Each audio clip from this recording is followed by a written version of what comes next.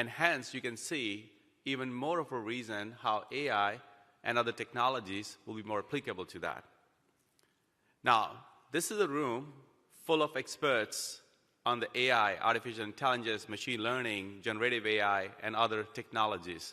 And in case you're wondering, I'm not one of them. All right? I'm more a passionate cybersecurity professional that's always keen on learning new technologies, new methods, how to really apply those to really make this world a safer and a secure place. And of course, as you know, with all the disruption, all the buzzword that AI is happening, cybersecurity is not aloof. In fact, there's bigger and larger use cases of the same in the cybersecurity arena as well.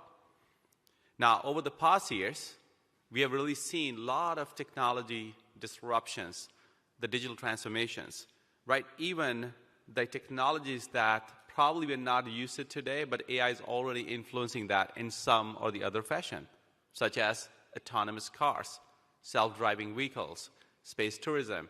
And you can see all the use cases like really being built today.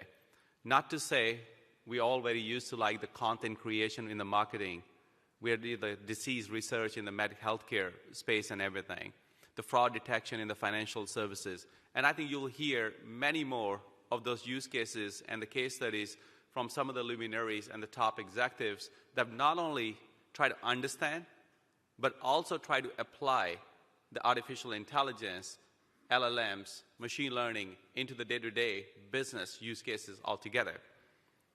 Now, the use cases of the generative AI and AI in general are already increasing in more capabilities. And they are being enabled each and every day. Now, while the buzzword is everywhere and there's so much hype, how much do we really understand on what's going on? And hence, why this conference has been curated and put together. Throughout this session and the conference, you'll probably hear, as a part of the executive interviews, executive panels, as well as the executive roundtables and the roundtables, on the topics such as advancing the future of AI, scaling AI everywhere, from cloud to edge and others, unlocking value with the AI, the use cases that you really see in the different industry segments. And you will see folks from different industries, whether it's financial services, whether it's transportation, manufacturing, banking, whole lot. I personally am excited about how much I'm going to be learning here to really see the application of those use cases.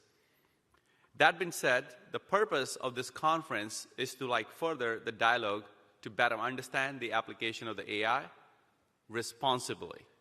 Because the application of AI doesn't really come without any risk. And you will also get to learn and hear more about that as well during the conference. As you're applying the use cases, what are the considerations that you also need to kind of apply? So it goes both hand in hand.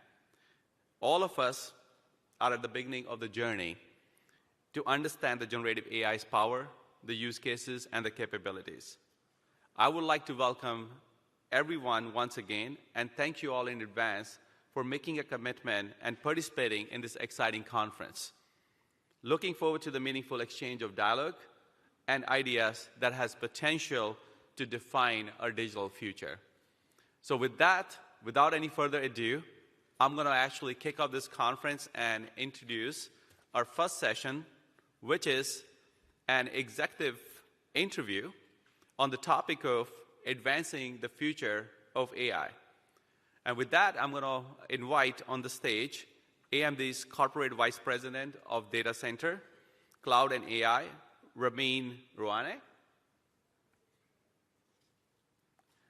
Along with that, or in conversation with, will be the Quantum AI's CEO, Seth Dorbin.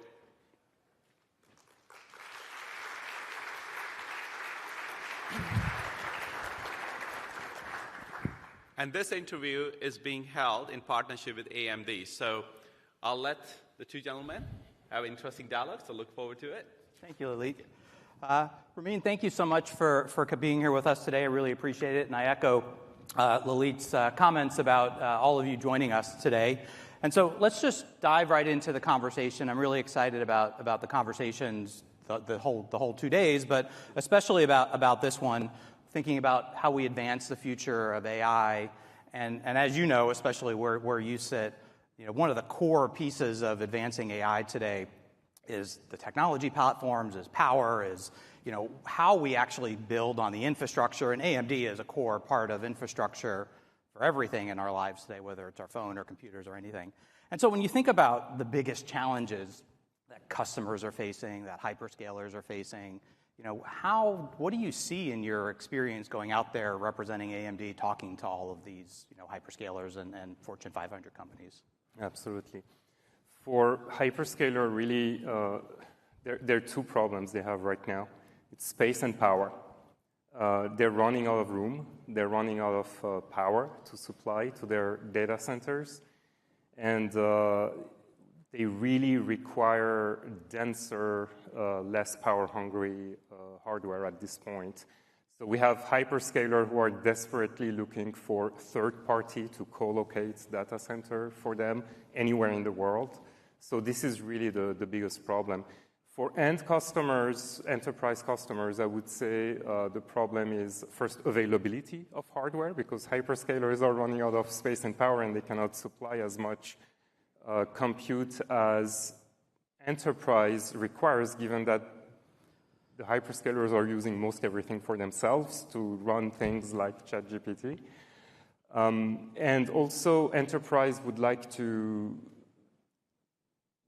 collaborate with third party who have expertise in fine-tuning models, AI models for them, or augmenting AI models with their enterprise proprietary data. So those are the problems. And there's still two main types of workloads, or multiple types of workloads, right? It's not just all generative AI, right? The generative AI is mostly today still being run by the frontier model companies like OpenAI, Anthropic, and AI21. There's still a whole lot of what I call old school AI, right? Models that are being run out there. Actually, search and recommendation is probably still bigger than generative AI at the hyperscalers. Right, and those don't require GPUs to run, right? Those can, a lot of those can be run on CPUs. A lot of those are run on. Yeah, it's half-half. Yeah, part of the workload is on CPU, part is on GPU. Yeah. Right, and so I think oftentimes executives, especially if they're not deep into this, they hear all the press about GPU capacity in AI, and maybe they don't realize that we don't necessarily need GPUs for all workloads, and even and then we often hear about latency when we talk about software and AI, and even when we get into generative AI, do we really care about latency when we talk about power and things like that? When you're doing a chat with your AI, does it matter if it's a half a second or a quarter of a second? Probably not really, right? So you can go to more green power to manage. Yeah. As long as it's fast enough. As long as it's fast enough, right? Determining fast enough. And so, as you start thinking about this, right? What are, the challenges across all of these, different compute environments?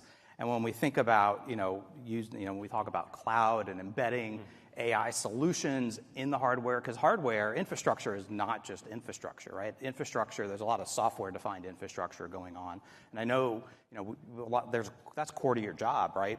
There's a lot of the software-defined infrastructure, a lot of the software that comes along with AMD, right? So why don't you talk about that a little bit? So yeah, basically the way we try to address the challenges for hyperscalers is, first of all, to do super energy efficient hardware, like the EPIC CPUs are by far the most energy efficient in terms of performance per watt. That helps for the space and power side of hyperscaler. It's high computing power but low energy. But we also help freeing space in the data center by bringing some of the workloads at the endpoint and at the edge. So, for example, for the endpoint, we created what we call an NPU, a neural processor unit, which is a tiny little inference engine that we put in laptops, which is for inference specifically. It's even a lot more compute efficient than a small GPU. And with the help of Microsoft and all of the ISVs like Adobe and so on, we are bringing some of the AI workloads they're running currently in the cloud on the NPU, on the laptop, what Microsoft calls Copilot plus PCs. We have 50 TOPS in a tiny little footprint, and that frees up their data center to run things like the Teams effect or even the always-on AI that they will run on those Copilot Plus PCs, like looking at what you're doing. So when you query for something, the AI model knows exactly what you're talking about and generates the answer or the documents for you. So we're bringing a lot of this workload at the endpoint on the laptops, but we also acquired a company called Xilinx, which happens to be the biggest acquisition in semiconductor history. It was 50 billion or so. And they make SoCs, programmable SoCs. What's an SoC? So system on a chip. Okay. It's complex. It's a hardware programmable SoC, so you can program the hardware to do specific tasks, so it's super efficient. And they deploy basically AI in all segments, in automotive, in industrial, in healthcare.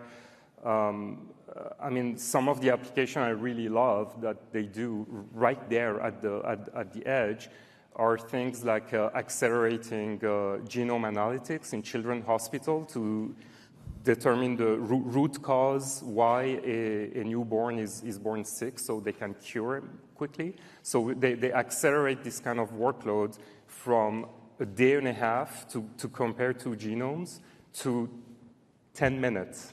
And it's done locally, And it's right? done locally. It doesn't go to a data center. And it literally saves lives because those babies can die if it takes you a couple days to do that. And we have also chips in the CERN that do big data analytics right there when you have two protons colliding and generating millions of particles. Those are analyzed right there instead of sending the information to a data center. And that contributed to discovering the Higgs boson. Right. We have self-driving cars on Mars. The rover has one of those SoCs. So same thing, that's AI running on Mars, not beaming the signals back to a data center on Earth, right, to do the computation. So all these help offload the data center, and the data centers are used only to do the most compute-intensive AI that requires a lot more TOPS than we can fit at the endpoint. And there, again, we focus on doing extremely compute-efficient, energy-efficient servers. Right. And those are important not just for, kind of the reasons that you laid out with compute efficiency, but like the healthcare one is important for privacy, right? So now the child data, which is highly sensitive, right? We have genomic data sensitive in and of itself, and healthcare data, but you have data about children, which makes it even more sensitive. The CERN data is massive amounts of data, so transmitting that is expensive at best, if not in some ways intractable over the wire. And then the Mars rover data, we have trouble sending data back from satellites, let alone from Mars. And so being able to process on the Mars rover solves yet another intractable problem. Yeah. It would take several minutes to take a turn. Right, yeah. And so you're able to not only save compute in data centers or save space and energy in data centers, but you're able to actually solve what probably may have been intractable problems in the latter two, and protect privacy in the former two. And getting to privacy, there's parts of the world, right, where you're not allowed to move data out. So being able to do things like this, set up mini data centers, localized data centers, where you have data sovereignty issues in places like Luxembourg or the Middle East, that's got to be incredibly impactful. Or even some companies have no desire to move data out of their data center. I know one company, from my experience working with them, Credit Mutual, says they'll never go to cloud. And so how do you enable a company like Credit Mutual to do something like that? Yeah, and that would be really at the end point. And privacy is a good point also for the AI PCs, the Copilot Plus PCs. Since the AI is always on and always looking at what you're doing and remembering everything you did in the past several months, you don't want to send that data outside of the company. So, and in that case, everything stays on your laptop. Right, and we don't really know how these models work, and we think they're not remembering the data. We think we can prevent them from, but really, we don't know how these models work, and we think we're preventing them from, but we don't know. And so, when we think about expanding on this conversation about, these neurochips on computers, these, kind of localizing, and we think about kind of what else is going on in the world, there's a huge, besides power and space issues, there's a huge issue with GPU availability from we think about A100s from NVIDIA. I hate to mention one of your competitors, but right, you can't get, unless you're OpenAI or one of their customers, you can't get NVIDIA A100s very easily. How do you think about portability for software portability across GPU platforms for code portability? And how do you build software so you avoid GPU lock-in? Like, how can companies think about this, and how should the executives in the room think about directing their teams to help prevent this and really make sure that they can run across any platform? Because everyone's working on developing new, faster GPUs if they don't already have one. That's a very good question. So, yeah, availability obviously is a big problem, and we're seeing that because we're also selling all the GPUs we can make right now. And in terms of vendor lock-in, yeah, I mean, we know what's going on, right? There is one very strong vendor with a software that's completely closed and locked in. And that's CUDA, right? I mean, that's CUDA. And we went the other way, and our software called ROCm is completely open. The sources of ROCm are literally in the sources of PyTorch, so we upstreamed into PyTorch. And PyTorch is the open source Python package that most data scientists, if you will, use to build data science or AI. It's the most popular AI framework, yeah. And basically anybody can go there and contribute or look at the sources. So that's really our philosophy. And in terms of programming model, we have a language called HIP, H-I-P, which is, I would call it maybe 90% CUDA compatible. But for sure, you can take a CUDA program, turn it into HIP. There's a script for that. But for sure, any program you write in HIP also compiles on an NVIDIA GPU. So it compiles across the board. Oh, that's great. And that's how Microsoft easily ported their GPT-4 to infer ChatGPT on our GPU. I think it was announced at Microsoft Build. So Microsoft obviously is one of our biggest customers, and they had availability problems, so they came to us, and now they're deploying GPT-4 on AMD MI300X GPUs. And it was a little involved, to tell you the truth, to optimize, but it's equally as involved to optimize something like that on an NVIDIA GPU or any hardware. But it wasn't an awful lot of work. Once they have done it once, for one GPU, they can do it for another GPU. Yeah, and there's also a movement with startups, right? There's a small number of startups, but some very innovative startups that are looking at kind of an abstraction layer across all compute, right? So your software can now run across any compute system, which I think is needed. I know you all are working that as well, but you're seeing startups trying to tackle some of these niche problems because maybe some of the big players won't do that because they were trying to protect their own spot. But I think we're starting to see that, and we'll see innovation, especially as companies like OpenAI, Anthropic develops hardware specific for their language models, which they've already said they're going to do, which is going to create yet another layer of vendor lock-in. Actually, OpenAI develops also an open source software called Triton, OpenAI Triton, which is used to write optimized code for any GPU. So they support NVIDIA, AMD, other vendors. So that's how they actually did optimize GPT-4 on our GPU. They partly use our software and partly use Triton to describe at the high level the kernels that are used in GPT-4 and that generated code for our And that's GPU. Not as simple of a problem as people think, right? It's very hard. It's very hard. I mean, even using something that maybe people use every day. If you think about the old, I mean, I'm a Mac guy, right? So the old Apple using someone else's hardware, not yours, going to their new Apple hardware. No, the old software didn't run on the new software. Right. And then in the case of AI, it's a really hard mathematical right. problem. Then you have, I was going to say that with AI, it's a big math and software problem, and so it's even more complicated. You're manipulating massive matrices that cannot possibly fit in any chip. So you need to figure out how to slice and dice the matrices and do local compute given your hardware and your memory hierarchy in order to maximize the compute. Right. It's a very hard math problem that they're solving every time they have to port to a new GPU. Yeah, and it's different. If we have CIOs in a room, when we thought about big data, we used to shard across Hadoop environments and things like that. You can't really shard matrices. It's very, very different than that.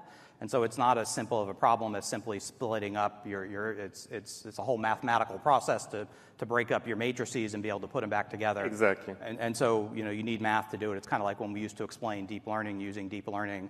It's the same kind of thing. And so as we think about where we're going, and we're kind of getting to this a little bit, what are the future trends that you're seeing as you're out there? Kind of talking with your customers and the hyperscalers and the frontier model, like developers like OpenAI and Anthropic and those all. So where are we going? Right now, a lot of people are enamored with the big LLMs, but what we need to realize is that those big LLMs only learn from text, so they're very bookish.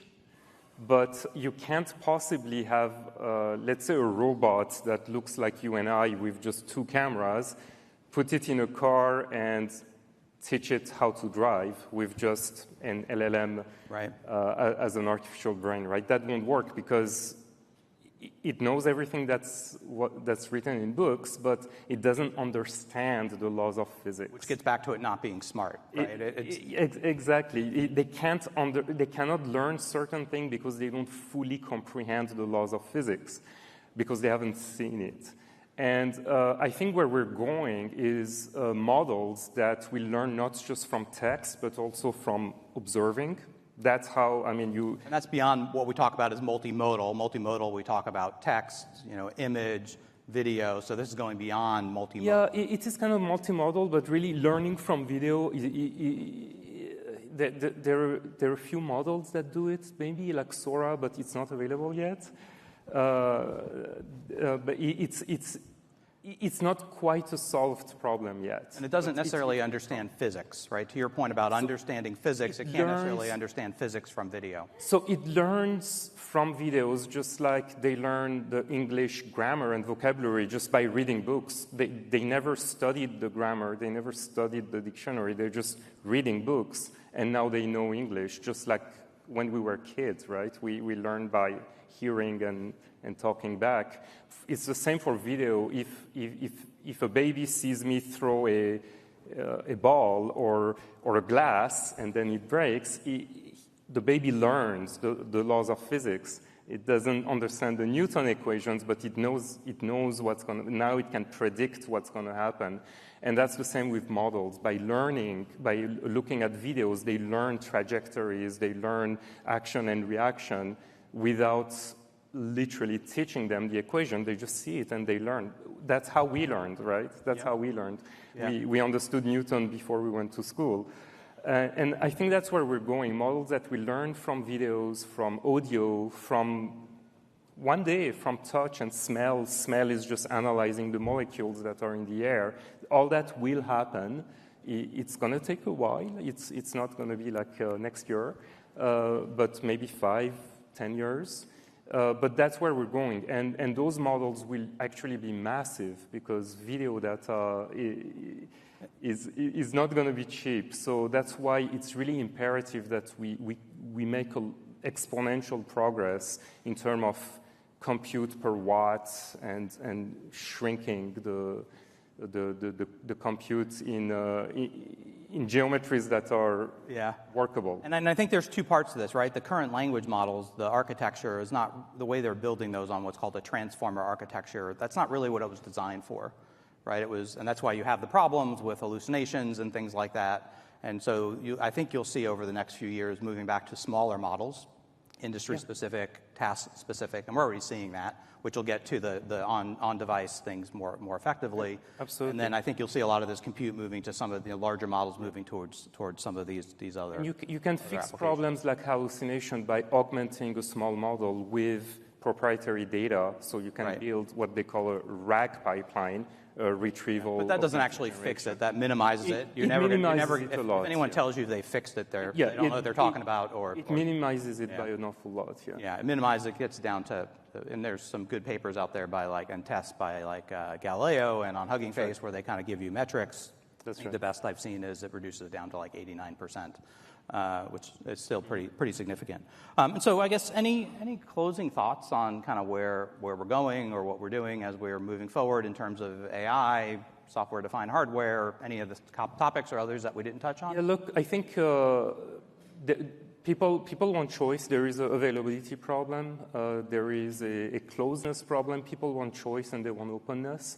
And I think a lot of players, not just AMD, but Intel, who's next, are really pushing towards that, towards openness, open source, and diversity of hardware. And it's happening in the cloud, it's happening at the edge, in the endpoint, and I think it's a really exciting moment. And the few examples I gave of AI, you can see that AI is also used for the good of humanity. So there's a lot of people scared of AI, just like any big technological progress scares a lot of people, but I'm very optimistic. AI, I think, is going to be very good for humanity and for our productivity in general. And let's push toward openness and diversity of hardware and software. Excellent. Well, thank you very much for your time. I appreciate you being here. Thanks.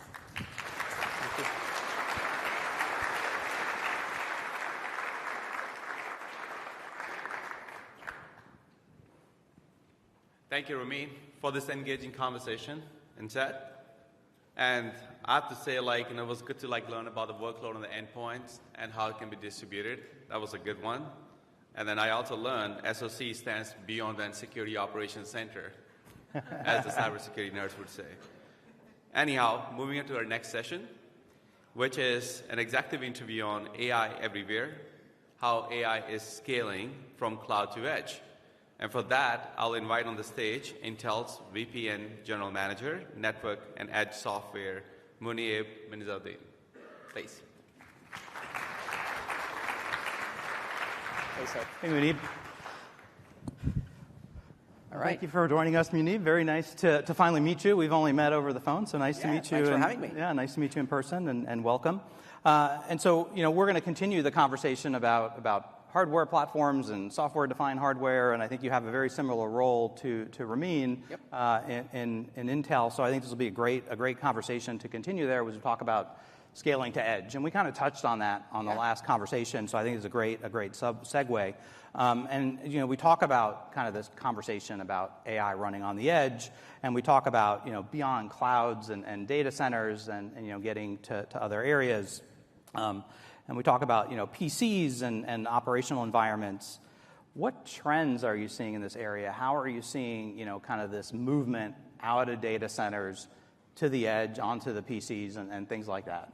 Yeah, no, great question. I've been kind of a workload chaser all my life, right? So I'm kind of relatively, probably a couple of years into Intel. I was a decade at VMware. I kind of heard you use software-defined. I remember coining that term with software-defined data center at VMware and driving that. But I would say workloads are moving, right? So workloads, as you know, we were very much in the data center. Started moving towards the cloud. The architectures changed from client-server architecture to more cloud-native architectures. Now workloads are moving towards the edge. And what does that mean? As workloads distribute themselves, data distributes itself. And largely AI is mining the data for analytics and information. So it's a cause and effect is basically as workloads distribute. And we saw that acceleration of that distribution happen towards COVID, right? Everybody started working from home. Workloads started moving towards the edge. So as workloads expand, we see that data is also expanding. And with that comes data gravity issues, data privacy issues, data thinning issues. You have too much data. How do you thin the data in an intelligent way? And the life of CIOs and enterprises gets even worse. When it was in a data center, lock and key, it's safe. Moves into the cloud. Oh my God, it's in multiple clouds. How do I do cloud security? How do I manage my my attack surface? And now it goes to the edge. It's even worse. You have to start thinking about zero trust kind of frameworks. So kind of bringing that back, every time there's complexity that increases in one spectrum, then security, manageability, operationalization becomes hard.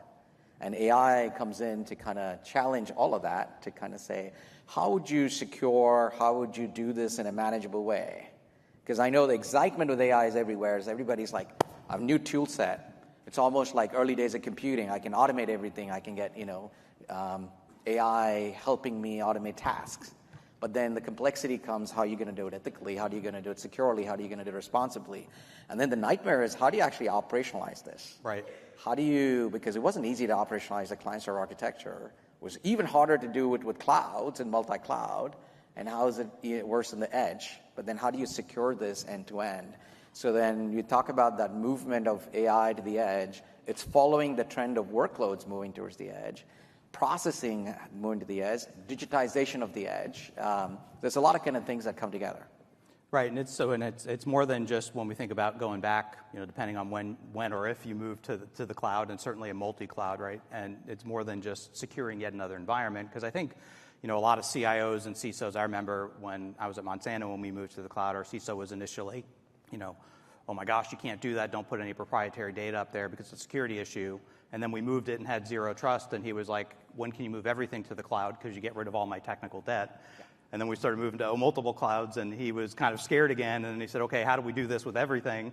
And so I think we'll see a similar movement with Edge, because it's a way to re-architect everything and get rid of some technical debt and some, not necessarily mistakes, but some new way to implement some new ways of doing things that have been built for this new world. And so It is, and it's, the digitization of the edge has been going on, right? So different terms of IoT or things like that, where machines and things started getting connected, and they were generating data. Again, coming, back to what do I do with that data? Right. Is all of that data relevant for me? Do I need to kind of pipe all that data up to a cloud to build my, powerful, LLMs and machines? Or do I thin the data and just take the metadata and then use that, right? So I think there's a lot of kind of permutation combinations in this, but it's largely workloads. Where are my workloads? What data do they generate?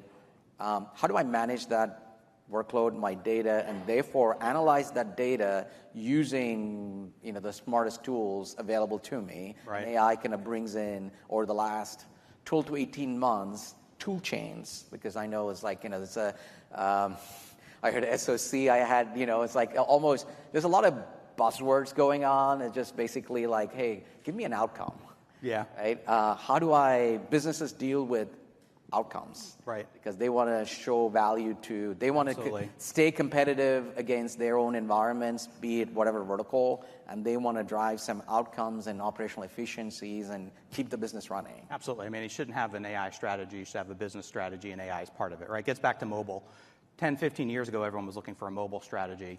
Yeah. No one has a mobile strategy anymore. It's part of their business strategy. It should be the same thing with AI, right? And so, in fact, I think you worked with IDC and developed looked at some case studies, and they kind of evaluated the landscape on just these last couple topics. What did they find?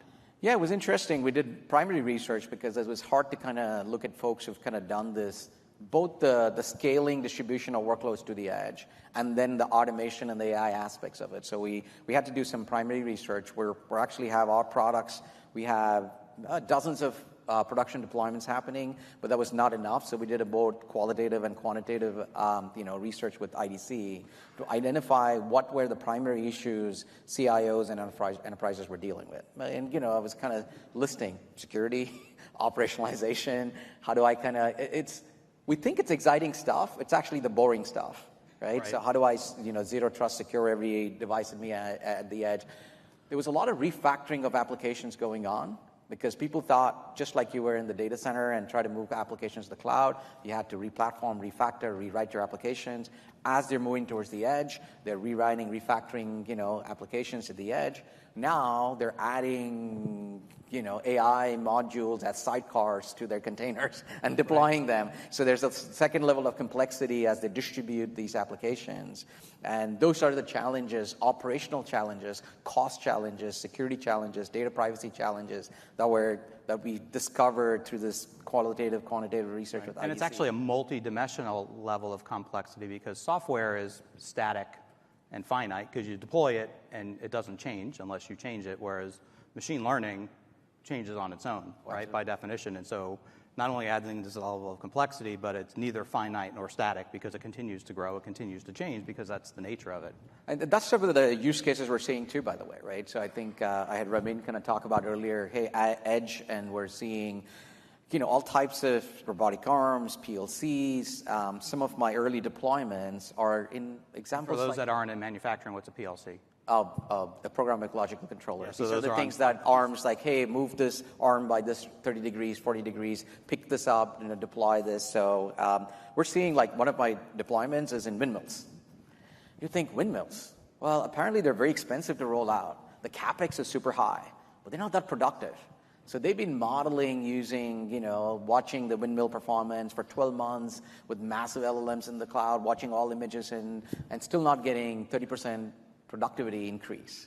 So we're able to then go in and say, well, AI at the edge, can I ingest time series data coming out of the generators and inverters in the windmills and measure, the wind direction, the moisture content, so multi-sensor data, pull that all together, just ingest it, no greenfield deployment, no massive GPUs, just on standard CPUs, IoT devices, use inferencing models there, and within 3 weeks, we're able to get them the 30% productivity. It was not because we had the smartest model, not because we had the most efficient, what you called out agility. What was highly unpredictable about the windmills was the weather conditions were constantly changing. So what you needed was a small, learning, relearning, adaptive model, which was tracking all the conditions, and then the in-band closed-loop control. So based on that outcome, we're saying move the windmill 20 degrees this way, 30 degrees this way in order to get your 30% KPI output. So having a live closed-loop data ingestion, processing, and modeling, and then driving that within 3 weeks, we're able to get them 30% productivity. Now, that's been in production for 6 months, maintaining that level of productivity. And this comes to the agility at the edge where you have to be, keeping up with changing conditions. Right, so getting back to business value, so the business value to them, and they can quantify the value of that, so down to the dollar probably. Oh, geez, absolutely. Yeah. So every one of my production deployments is driving real ROI TCO. Right. Right, so the other one is a warehouse where pallet detection, it's a massive, I think we've publicly walked them on stage, this is IKEA. IKEA, imagine the amount of operations in warehouses that's going on. So when they receive in the loading dock faulty pallets, and they actually receive the pallets, they have to underwrite insurance. That's hundreds of millions of dollars of underwriting of insurance that happens. But what if, as the truck arrives, we can actually sense and say that, more than 40% of the pallets are damaged, they don't do receivable goods and turn the shipment around, which is what we're doing for them. And it's just the time it takes is the truck rolls in, immediately we give the inference, it turns around, and they don't receivables, it just sends it back. That's saving hundreds of millions of dollars of insurance underwriting, right? So this is happening at scale deployments. Yeah, are there any other customer stories that you can think of that are relevant from IDC or? Yeah, we actually had IDC interview a lot of these folks across most verticals. Oil refineries, pipelines, very remote oil and gas, manufacturing, retail, healthcare. I think we talked about healthcare with kids' data. Actually, this is kind of more related to federated learning. Right. Because what you can do now is you can process data at the source. So we published this with SAP. This is SAP HANA instances where you had electronic medical records related to cancer research happening in 70 plus institutions. Now you could never bring that centrally and put it anywhere because of HIPAA and data privacy governance. So we're able to put our edge solution, provide retraining, inferencing right on that data at the edge. Right. But then leave the data behind, pull the model. So each of the institution had less than, million records, 100,000, 200,000 records. But then across 70 plus institutions, that's about 50 million records. Right, and you're only pulling the parameters from the model, so you're Absolutely. not taking anything proprietary, you're just pulling the factors of the model that are retrained Absolutely. And combining them. And then supplying that model then to pathologists, oncologists. So we were able to, walk on stage in SAP conference and talk about with Quest Diagnostics that oncologists are now suddenly, when they look through the microscope, those cancer, tissues, Right. Immediately AI is assisting them. There's a lot of assisting happening to say now that's pinpointing exactly where that issue is, because the current process for the oncologist is, somewhere between 4 to 6 months. Now this happens in 2 to 3 weeks. Right. Saving, cancer patient lives, it's pretty fast. Yeah. Because we called it precision medicine, because you're able to precisely AI with 50 million records, which are very disaggregated. Now just pull the parameters, federate that learning, and then supply that to where it's valuable. Yeah, and this has tremendous ramifications, all that you just talked about, well beyond that, and some of what I hit on with Ramin, when you talk about things like data sovereignty and data privacy. If you're a multinational company and you do business across some of these areas where there's data sovereignty issues, you can now have the same model or some version of the same model running globally, but get the value from all of these different global locations without having to worry about violating these data sovereignty laws, or we have special agreements with these places where you can pull all these parameters together, have apply different weights to them, and then redeploy the new model back out, right? I mean, so this adds a tremendous amount of value beyond that, and getting into things like data privacy, or even getting into the new EU AI Act that was just launched, because that solves some of those issues as well. Absolutely. So I think that's some great opportunity around federated learning. It's something lots of people have been trying to solve for a long time, and we're just starting to see it, create value. Oh, absolutely. And I think a lot of this will again come down to how do you operationalize it? Because it's quite exciting to take a lot of this, publish papers on this. But reality is, when you actually put it out in an enterprise and you have to scale to, 15 data centers, 100,000 employees, 20 this locations, 30,000 edge locations. How do you operationalize it? Day 0, day 1, day 2, maintain it, and then, you kind of deploy it, then you orchestrate it, observe it, monitor for, drift, how do you fix it? Some of the boring stuff, this is because that's when I believe this will scale. Right. And if you don't operationalize this, it'll be a whole bunch of science experiments. And you said a key word that I always, kind of harp on. It goes beyond what people talk about as ML ops and gets into observability, because you need to watch the whole pipeline and not just the things that people talk about with ML ops. So you need to kind of observe everything in concert, which is a really important piece. And so as we think about that and we move into, the topic du jour of every, conference or conversation, Gen AI, right? How do we think about Gen AI and edge, and what are the challenges? And I mean, some of these are massive models like we talked about before. How do you think about that and the edge? Oh, no, I think edge is distribution, right? So the reason we went down the path of federated and et cetera is you wouldn't be able to solve like large language models at the edge on one little, processor. So it's from a software perspective, this is where the value comes in. As you abstract from silicon hardware, the software abstraction layer should be able to manage CPU, NPU, GPU, DPU, all kinds of processing units, and then do the distribution of these workloads. So I see that federation, that distribution. It's going to be small language models. Right. I think to Ramin's earlier point, with AMD doing 50 TOPS on little processors at the edge, we're doing 70 TOPS on our core. And in fact, these small models on specific tasks outperform on the big models on those specific tasks. Absolutely. Because what you can do at the edge specifically is the outcome is very specific. The windmill example, I know exactly what I'm looking for.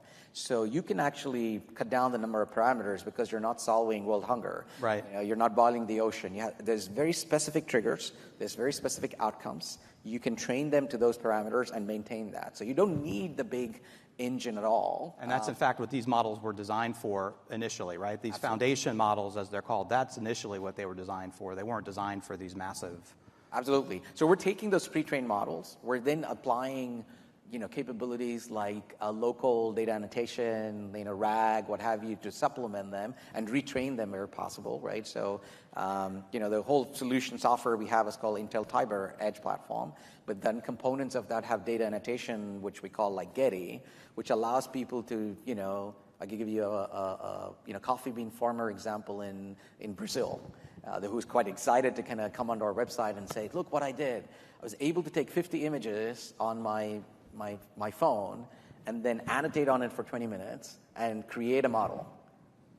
No data scientist, I'm just a farmer. Right. Right? But I'm able to annotate to say, this is a good coffee bean, this is a bad coffee bean. And that crude model that comes up, then he can then share with 200 coffee bean pickers who are not experts. That 50 images with 20 minutes of expert data annotation and training got the same outcome of 2 million images in the cloud. And he didn't have the wherewithal to take up 2 million images and upload it. He doesn't have a data scientist at his disposal. He doesn't have 2 million images. He doesn't. And then he doesn't have a data scientist to actually do all of this. So how do you enable line of business users to just use basic simple tool sets and get started and then operationalize and distribute it across 200 users was tremendous for him. Yeah, and like I was talking about with Ramin, with the startups looking at abstraction layers, there's tons of startups looking at how do you build small models, how do you actually bring a bunch of small models together to solve specific problems, to build communities of models that many of them can run on the edge because some of these models are so small because the tasks are so specific that they're like megabyte-size small models. And so those are things that you could run on. That's probably the evolution. I know we talk about models, but I'll almost say 12, 18 months ago, most of them were vision-oriented. What I've seen in the last few quarters is time series data, all types of... And time series is a language, right? Yeah. Time series, you think of it as, people don't necessarily know this, but it's a language, right? It can be viewed as a language, and language models can be trained on them. Absolutely. So what we're seeing, even with our software, which is open source, similarly, we've been contributing to a project called OpenVino on GitHub, and for the last 3-4 years, very vision-oriented. But I would say almost a year ago, we started the shift towards time series data and time series-based models. But we saw an inflection point of the number of users getting on and using that. So we're 95% in the first half of last year of vision-based models. Second half, that was more 50% vision, 50% time series. Coming into this year, the first half, it's 90% time series data, right? Wow, so that's amazing. It's fascinating, but I think the future is exciting where we can solve a lot of problems, but also kind of hard for enterprises and CIOs as to how do you actually roll this out and maintain it and secure it. And, cybersecurity was an issue as you rolled out data. Now AI ethics and AI responsibility and AI-based, security is, I'm sure you'll get new buzzwords like, we had, DevSecOps. Right. I don't know, DevSec AI ops, right? So it's all kinds of operationalization issues that are out there for us to address. And in fact, when I was at IBM, we moved AI ethics into our CISO, into our SecOps, and so that's the logical place to do it, to your point. Absolutely. And so I think, you kind of got into the future, where you see as a future, and we're out of time. Perfect. Very much appreciate you and your time here and your insights. Thank you for the conversation. Appreciate it. Thank you. Thanks, Seth. Thanks for having me.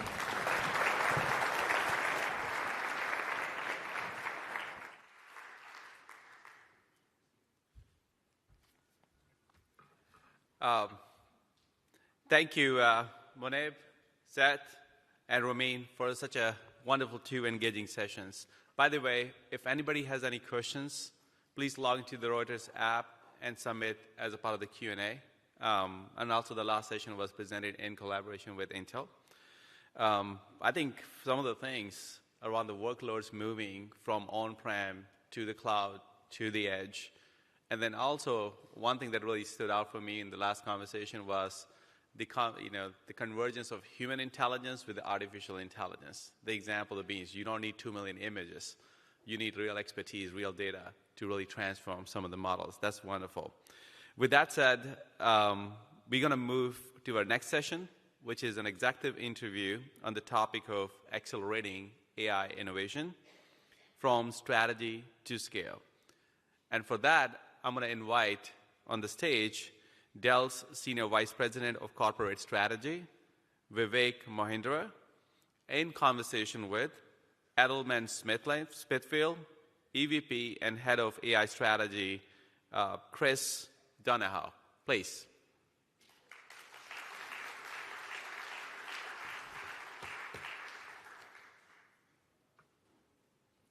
And this interview is in partnership with Dell. So welcome, gentlemen. Thank you so much. Thank you. Vivek, I'm really excited for this conversation. I tried to read your doctoral thesis on the flight, but it was way over my head. I think you're a real man for this moment. Can you give us just a quick glimpse into your background and kind of the diversity of thinking that brought you to how you're approaching this problem today? Yeah, Chris, thank you. I'm excited to be here and see many familiar faces, so thank you.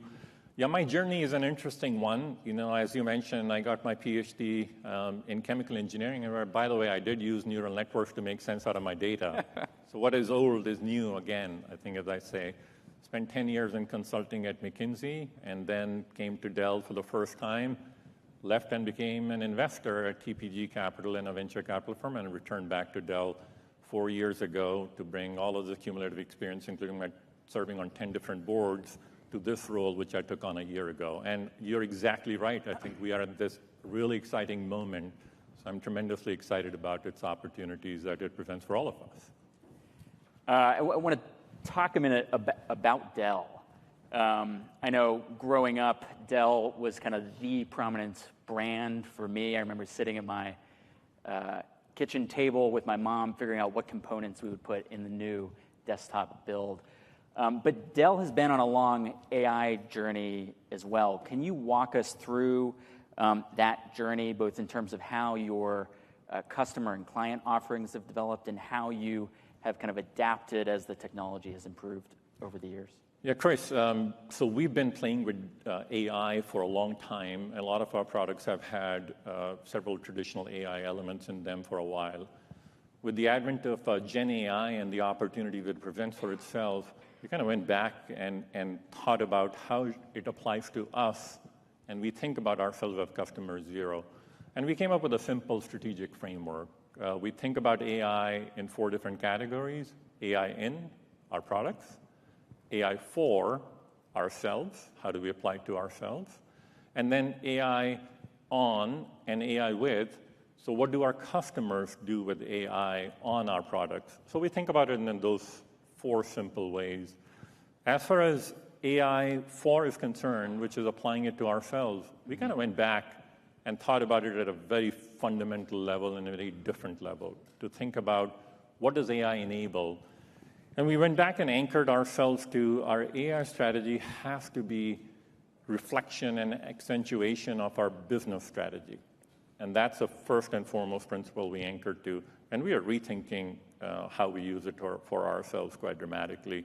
I'll touch upon that, but by and large, when you go back and look at our business strategy, it is anchored to our unique operating model, which is driven by an end-to-end portfolio covering services, servers, storage, networking, data protection, software, and PCs, the broadest portfolio in the world, largest go-to-market engine in the industry with tens of thousands of direct sellers and 250,000 partners, services capabilities globally across 180 countries with 2,200 service centers, and then our supply chain, where we buy a tremendous amount of parts all over the world. Our AI strategy is anchored towards accentuating that and helping our customers win. And that's where the AI on and the AI with, when we think about ourselves as customer zero, it gives us a unique ability to go and tell our customers precisely what to do because we embarked on this journey pretty early. Do you think that, I love that concept of customer zero, of applying what you're recommending to yourself first and learning from that. You know, we're talking about how to accelerate this innovation cycle. I mean, literally how to build momentum as companies adapt and evolve. How valuable do you think that customer zero mindset has been for you in kind of generating the momentum of that innovation flywheel? Tremendously valuable. And this is not a new principle either, because we have always thought about ourselves as customer zero. We're a scale company with over 100,000 people. And really, it's really all of that thinking that drove us to be one of the first in the industries to define a chief AI officer role, which we still have. We thought about using Gen AI very differently to drive a lot of the innovation for ourselves. We thought about the architecture platform we need to put in place. We thought about data and data pipelining that needs to be in place to take advantage of that. We thought about, as our customers implement it and we do, what implication does it have for people and the skilling needs? What governance do we need to set up? So there's a lot of different elements that we've thought through, and being a customer zero and taking that mindset, hugely important. Is there, was there ever a moment, an event that caused you to rethink the strategy that you were executing, or maybe question assumptions that you had gone in with?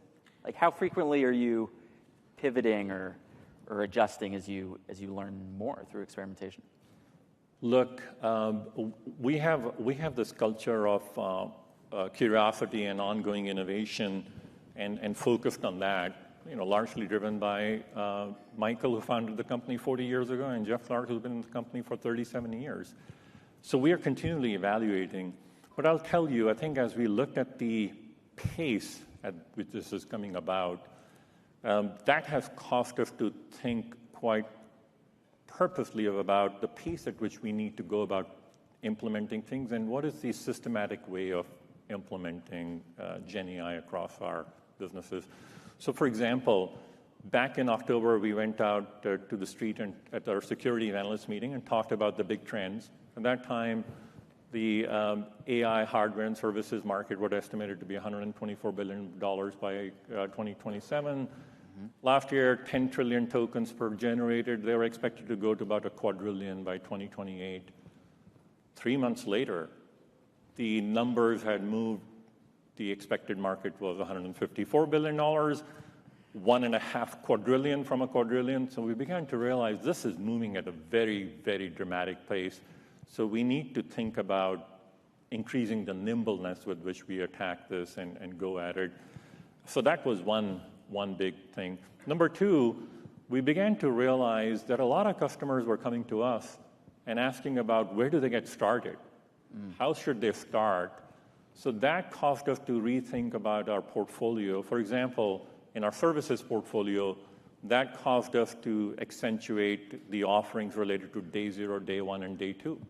So day zero, we work with customers to define which particular use cases they should prioritize. We went through a very systematic process. We had 800 different use cases underway in the company. We got very thoughtful about how do we prioritize and implement them. So we're bringing that learning from a customer zero mindset to our customers on their day zero. Similarly, in day one, what do you do about the data and data pipelining, and how do you deploy it? And oh, by the way, do you deploy it into the data center, or are you better off running some of these models on PCs? Because frankly, for a lot of these models, they're perfectly good, especially in a world where 83% of the data sits outside of the cloud and 50% is generated on the edge. So those are the types of thinking that we have implemented and changed our strategy and approach around.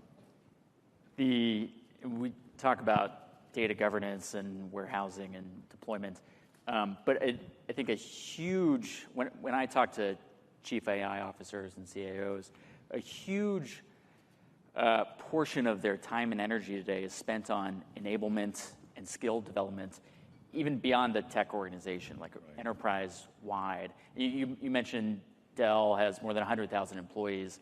How have you guys approached that skill development for non-technical employees and kind of deployed or build some facility in the workforce with these Gen AI technologies that many of us are toying with, whether we're allowed to today or not?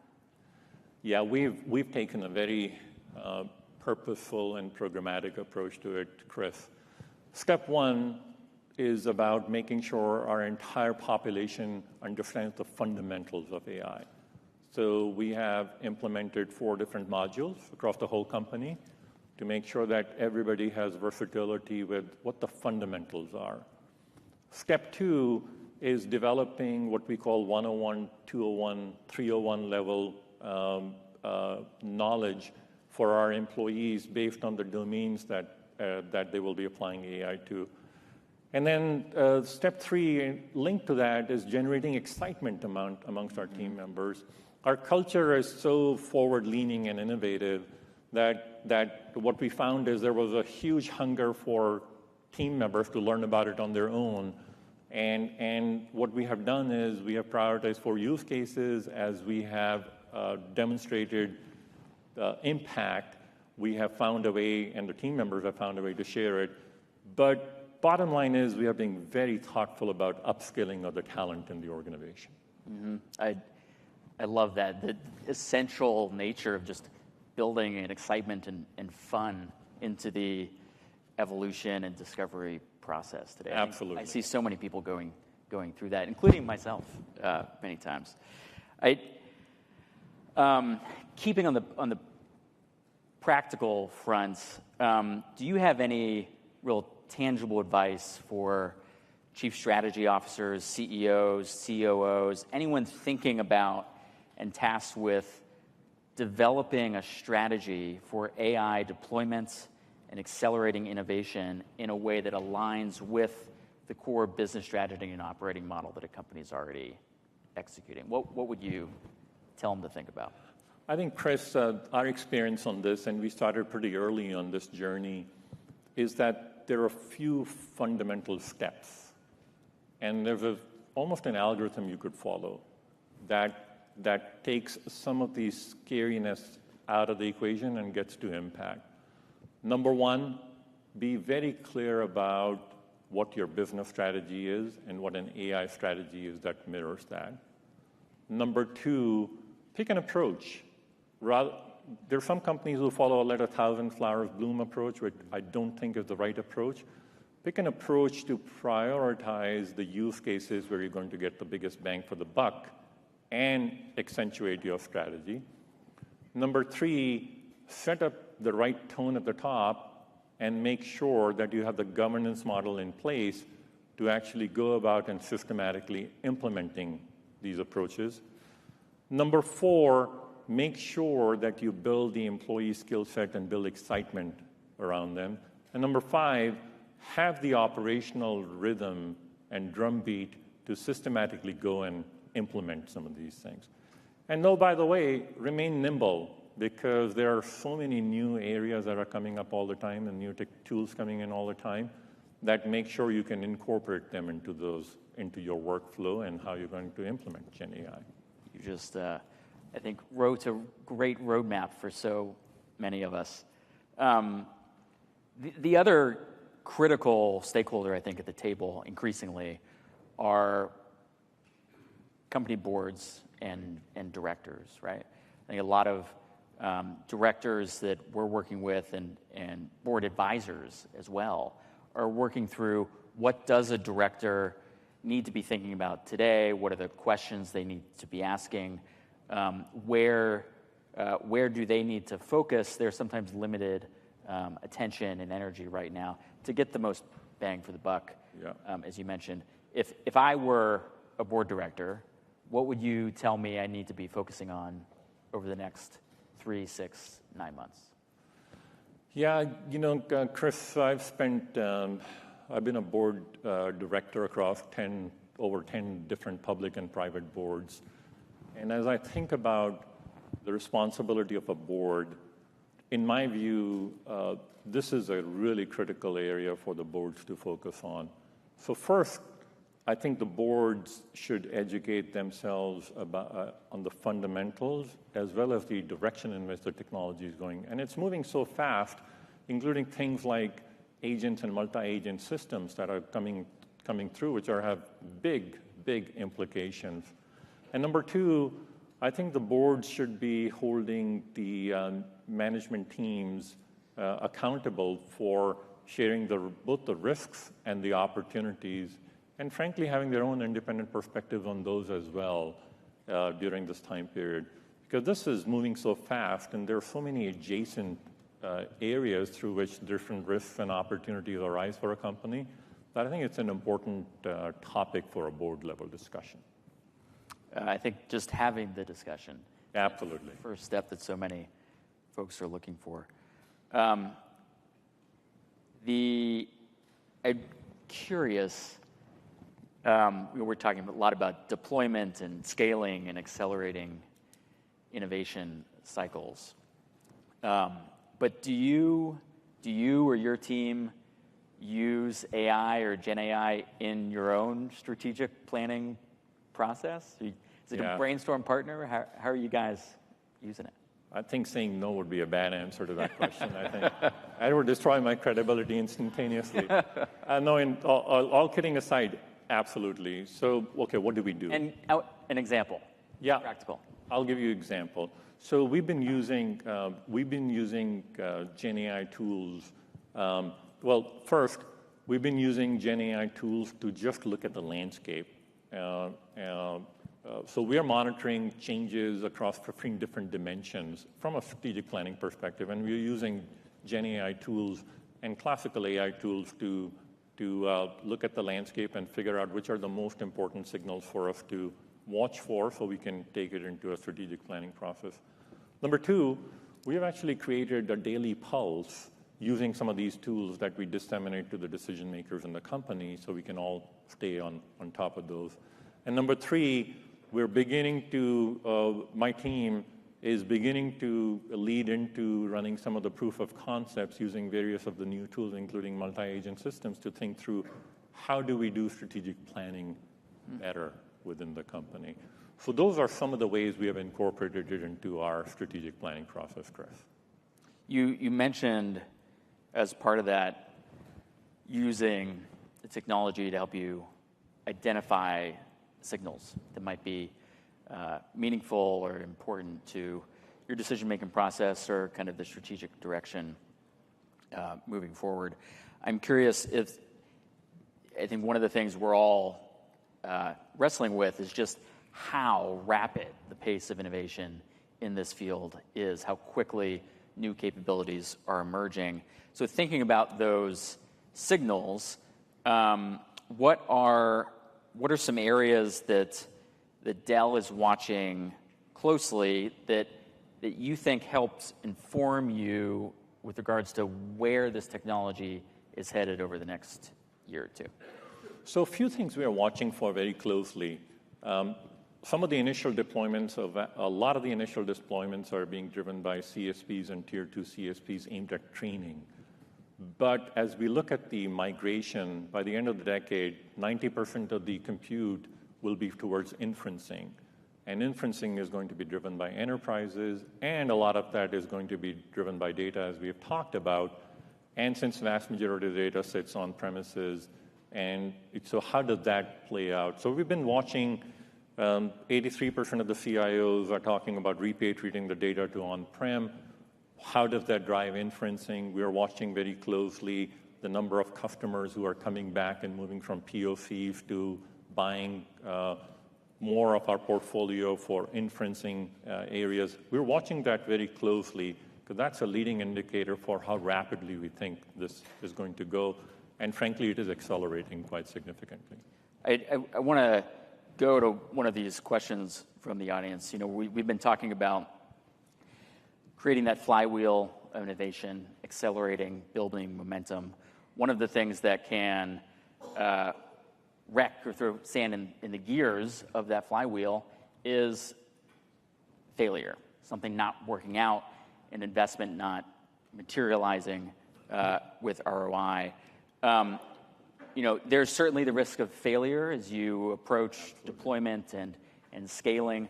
What would you say to everyone in the room here as they continue to focus on the pilots and deployments and bringing these things to life and delivering strategic value for their firms?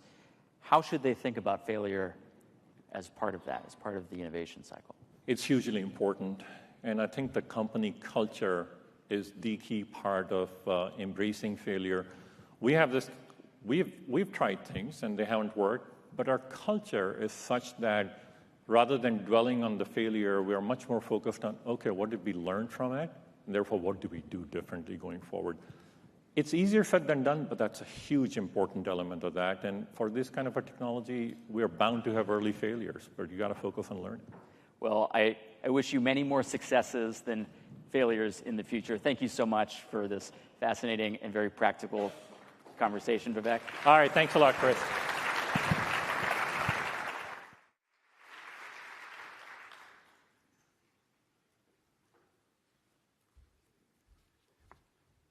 Thank you, Vivek and Chris. Of course, just like many other topics, as you can imagine, AI has to be a board-level agenda as well, just by the nature of how much impact it makes in the business. So with that said, our next session is an executive interview. It's an update on U.S. AI regulations. And of course, as we know how important that is, with so much action happening across the different geographies, including the first AI bill that was passed in the European Union a few months back. And here we are with U.S. House of Representatives, the co-chair of the Congressional Artificial Intelligence Caucus, Congresswoman Anna Escher, in conversation with the Regulating AI founder and podcast host, Sanjay Puri. Please welcome me.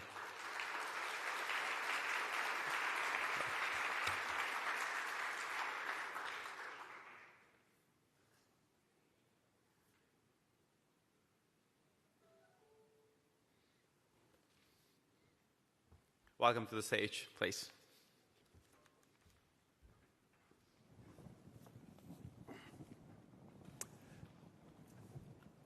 Thank you, Congresswoman, for being with us. And as they said, you're the co-chair of the AI caucus, but also you represent Silicon Valley as part of your district, and also have been voted as one of the most influential AI people by Time Magazine. So really thank you for being with us. Thank you, Sanjay. It's great to be with you. Good morning, everyone. Nice to see you. Yeah. Congresswoman, AI has been talked about as one of the most transformative technologies of our lifetime. Mm-hmm. But just like with every technology, it has its risks and challenges. What are some of the risks that you look at when you look at regulation? You've been involved in almost all policy discussions happening in U.S. Congress. So tell our audience of business people some of the risks that you are looking at from an AI perspective. Well, I think that first, I look to our past and what past challenges have been to our society, to our entire country, and legislation that has become law as a result of many of the struggles in our country. And all of the ills have not necessarily been cured, but we've made progress. So what do we need to look for that will not set us back in our society?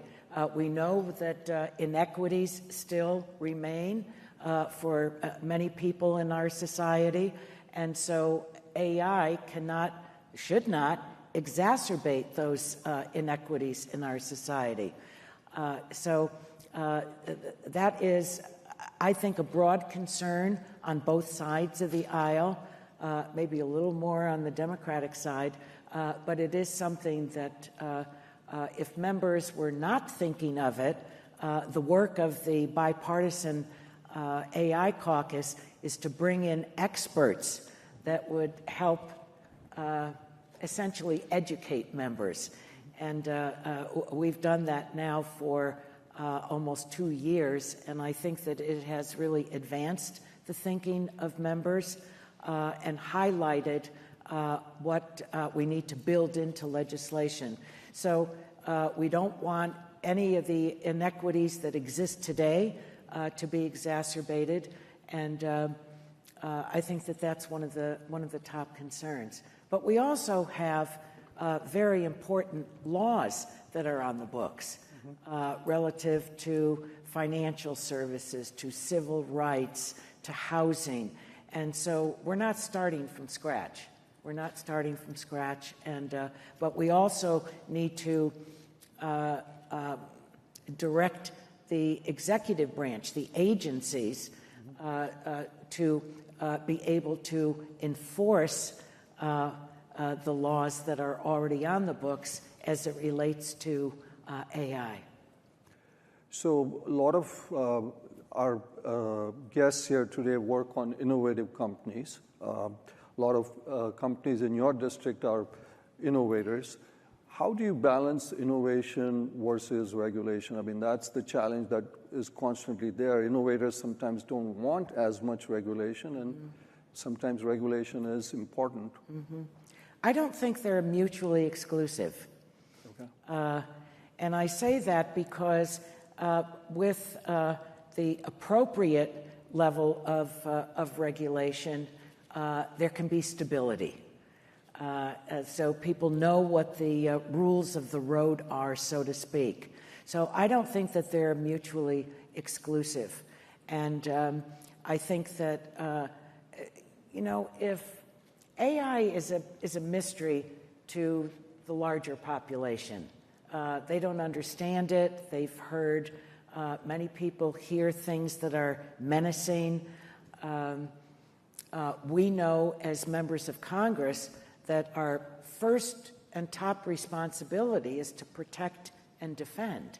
And so our national security is a very important part of this, a high level of importance to this effort as well. And I have legislation on that as well relative to our biosecurity.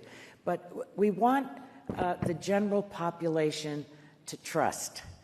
And I think that with the right type of legislation, that we can really enlarge the trust, and I think that trust helps to breed acceptance, and it also can breed more innovation. So I don't find them to be mutually exclusive. Congresswoman, you talked about learning from the past. Mm-hmm. Social media is an example of learning from the past, where we have consolidation amongst a few companies that kind of run all our social media networks.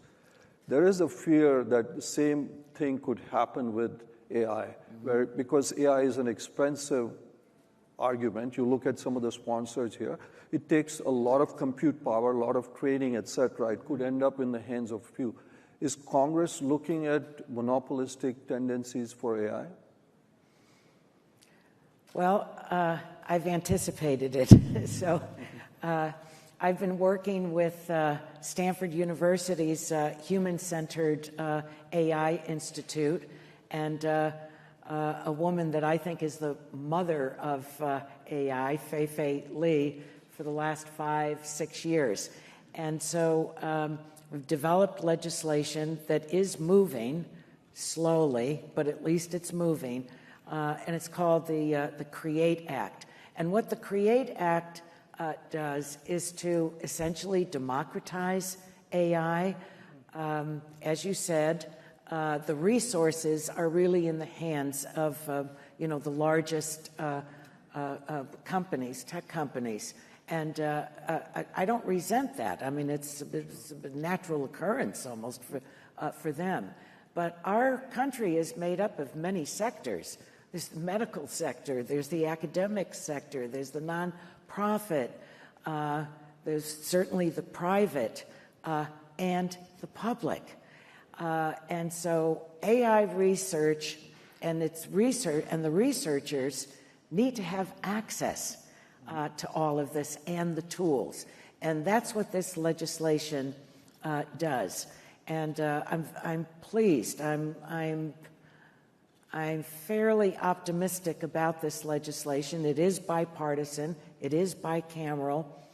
It's moving in the House. It's moving in the Senate. Nothing moves quickly. All right? Nothing moves quickly. But the operational word here is moving. So, and it was reflected in the president's executive order that came out much earlier this year. So I'm very hopeful. And the private sector support for it, many stakeholders in the private sector. So I'm encouraged. It's a top priority for me to get this through before I leave the Congress at the end of the year.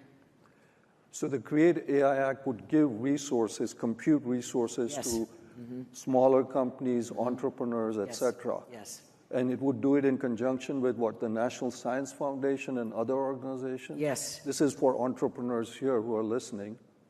Yeah, well, there is a model right now that was created by my legislation that became law, working with Stanford for the actual infrastructure for this, and it's called the NAIR, NAIRR, and there is a great deal of activity that's taking place right now between different agencies in the executive branch. And the president had this in his executive order, and in 90 days, there was an exhibit that the agencies, at my invitation, came to the Hill, and it was astounding to me because, you know, I mean, there are two clocks on the wall. One is regular time, the other is government time. But in 90 days, what the agencies had done in cooperation with each other in terms of launching several projects. It was very exciting, and it was highly instructive to me. So we want this to take place all over the country. And so I'm quite optimistic about it. You talked about two different times. So just to follow up on that, AI is moving at, you know, there's a new announcement every day. You know, you talk about agents, multimodal. We had some speakers here talk about the hyperscalers, all kinds of things happening. Policy moves, as you said, in government time. So how does policy kind of keep pace? You set some policy a year, 2 years down the road. The technology could be evolving in such a different manner. So how do we make sure that there is some kind of a sync here, Congresswoman? Well, I think it's important for, you know, it's very often said that states are the, you know, the incubators for policy. I think that whatever we do on the regulation side, the investments so that this is broad and deep is very important. And I hope that a future Congress will not put in place that that the federal government regulations are it can only be one way. You have to allow for innovation to come. It doesn't start from up here. It starts from here. It starts small and it grows. So I hope that it's not a ceiling. It should be a floor. Most of the companies, some of the companies here are global companies, Congresswoman, who work across different geographies. As you know, the EU has just passed its EU AI Act. China is doing its own thing. UK is doing its own thing. India is doing its own thing, and we are doing our own thing. What do you see as a role for international collaboration in terms of AI regulation? So there's some kind of a harmonization. If a company is working across geographies, they probably have to hire multiple lawyers who have expertise.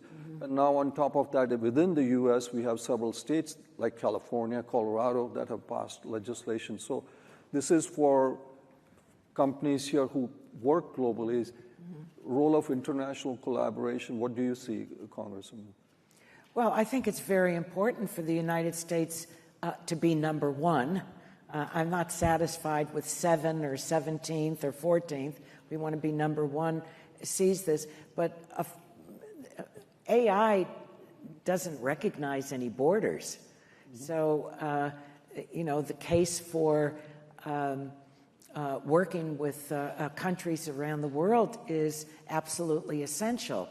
And when we do, and we must, we need to always advance our country's values. I mean, we're a democracy. And so those values, and there are others that share them as well, is very important. So that cooperation is very important. But we also have adversaries, and we should not ignore them. I mean, China comes to mind, right? And so even though it's somewhat of a rocky road with China right now, in the area of AI, we have to look for every opportunity to cooperate. But of course, our national security has to always come first. But it doesn't mean that we leave them out of the equation. We can't afford to. It would be foolish. So have cooperation or communication with many different regions. Workforce is an area, Congresswoman, that has, there's been talk about AI impacting large numbers of our workforce, especially white-collar workers. You look at the McKinsey report, the IMF report. So on one hand, you have 30-40% of people getting impacted by that. On the other hand, there is a shortage of AI talent in this country. Does Congress have some kind of a role in this situation in terms of workforce? It's an excellent question, and it's a question that constituents ask on a consistent basis because very typically their fears are what they speak to, and job displacement. It's menacing, but I see, with every challenge that we have, I view it through the lens of it's an opportunity. It's an opportunity for us to go to another level. So as some jobs people will be displaced, those jobs will not be the jobs that they are today, but there's an opportunity to retrain. And in meeting with so many of the companies in my congressional district, every single job in AI does not require a PhD. There is a whole area of opportunity where our community colleges, a 2-year training course or less, where they can, people can be essentially retooled, I guess. So does the federal government have a role in this? Absolutely. And I think it's important on the funding side because as institutions have to re-gear their training, that requires some dollars. Look, many of these efforts are not new to us. We have a challenge. It is an opportunity. Where we see where new areas of employment are more than possible, they are probable and will be the case, then prepare for it. This is not a mystery to us. But we have to be very purposeful about the path and what we need to do. And this is a huge opportunity for the United States of America on the national and international stage to improve medicine, to improve life for people. This is what the American people, I think people all over the world look for. They want a better life. They want better outcomes. So I view this as an enormous opportunity, being mindful of what the challenges are, both to our national security, to society and how we function, and the fairness that we want in our society. I don't find it menacing. What I worry about is that we won't seize the opportunity.